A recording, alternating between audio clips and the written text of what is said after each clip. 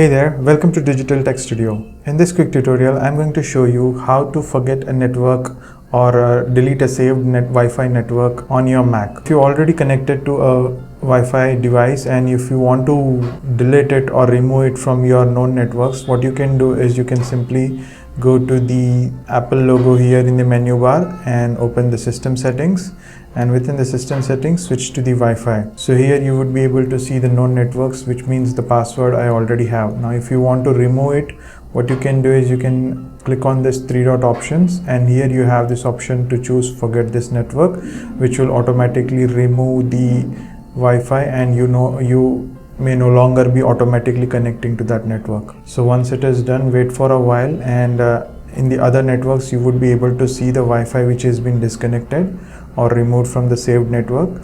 And if you want, you can just simply go and select connect again, and which will ask you to enter your password. Just quickly enter your password and then you can just say okay, and it will connect back. So in this way you can disconnect the known network and reconnect it back on your Mac computer.